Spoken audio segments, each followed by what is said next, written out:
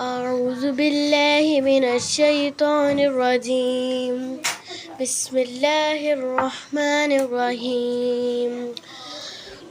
إن الله يأمر بالعدل والإحسان وإيتاء ذي القربى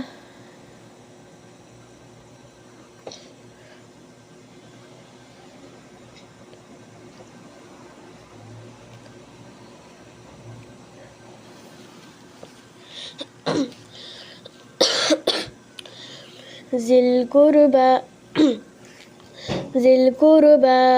وينهى عن الفحشاء والمنكر والبغي يعظكم لعلكم تذكرون. وأوفوا بعهد الله إذا عاهدتم ولا تنقضوا الأيمان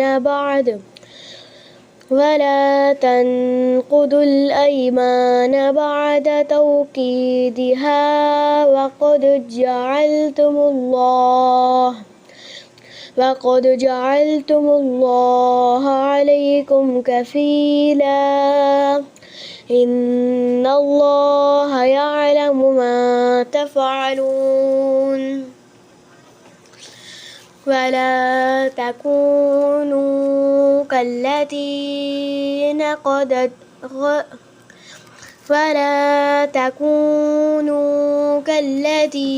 نقضت غزلها من بعد قوة أنكاسا تتخذون أيمانكم دخلا بينكم أن تكون أمة هي أربى من أمة إنما يبلوكم الله به وليبينن لكم يوم القيامة ما كنتم فيه تختلفون. ولو شاء الله لجعلكم أمة واحدة ولكن يضل من يشاء ويهدي من يشاء ولتسألن عما كنتم تعملون. ولا تتخذوا أيمانكم دخلا بينكم فتزل قدم بعد ثبوتها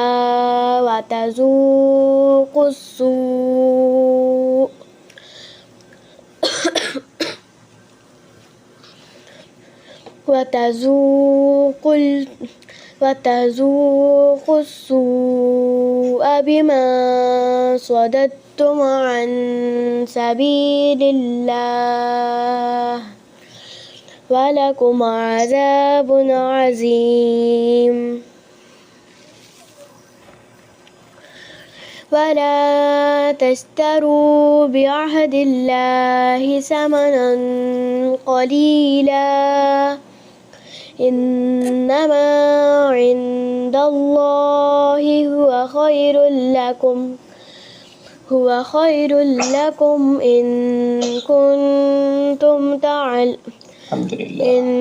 كنتم تعلمون. ما عندكم ينفد وما عند الله باق ولنجزين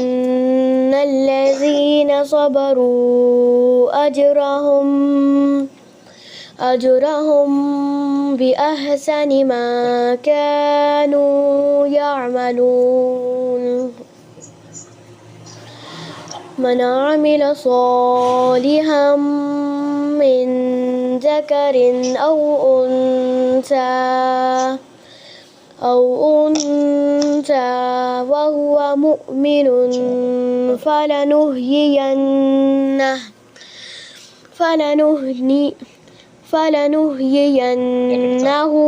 حياة طيبة ولنجزينهم أجرهم بأحسن ما كانوا يعملون فإذا قرأت القرآن فاستعذ بالله من الشيطان الرجيم إنه ليس له سلطان على الذين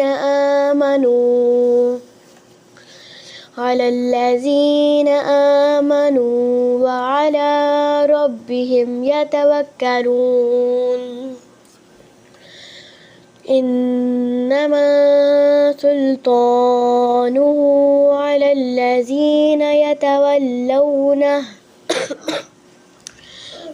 يتولونه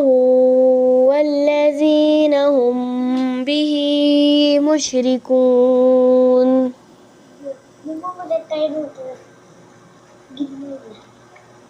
जी बेटे एक हुआ ना रुको भी नहीं पता मुझे लगता है एक ही हुआ अभी एक और पढ़ ले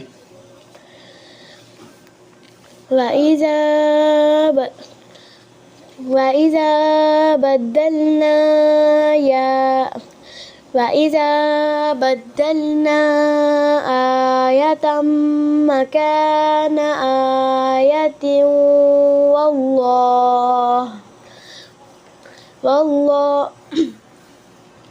والله أعلم بما ينزل قالوا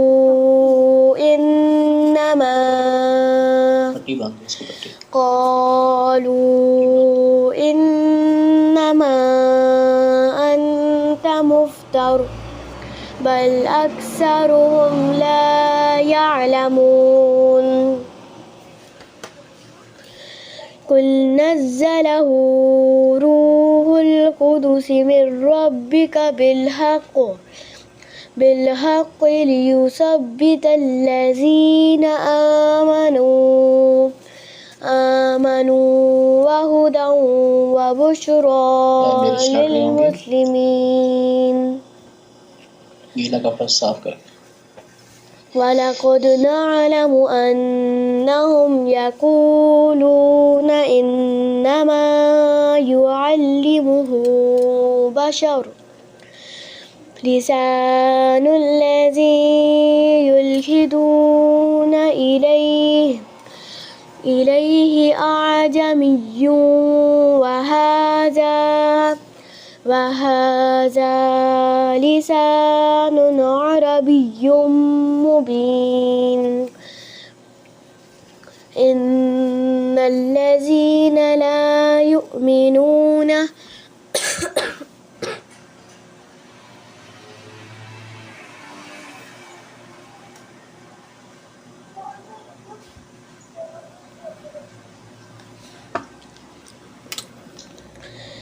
إن الذين لا يؤمنون بآيات الله لا يهديهم الله ولهم عذاب أليم إنما يفتر الكذب الذين لا يؤمنون بآيات الله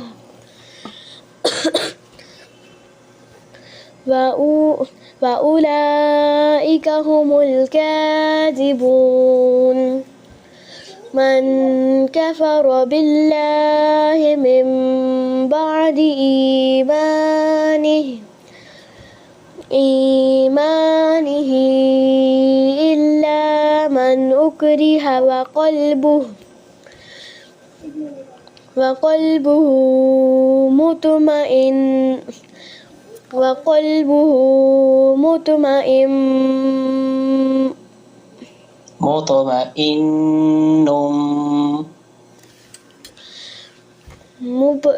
مطمئن وقلبه مطمئن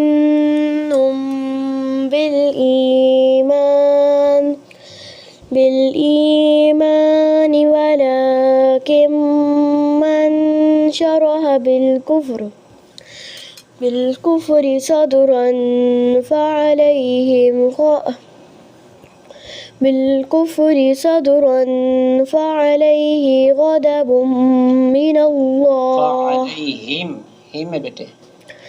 فعليه غضب من الله ولهم عذاب عظيم ذلك بأنهم استحبوا الحياة الدنيا على الآخرة وأن الله لا يهدي القوم الكافرين أولئك الذين طبع الله على قلوبهم وسمعهم وأبصارهم فأولئك هم الغافلون لا جرم أنهم في الآخرة هم الخاسرون ثم إن ربك للذين هاجروا من بعد ما فتنوا ثم جاهدوا وصبروا إن ربك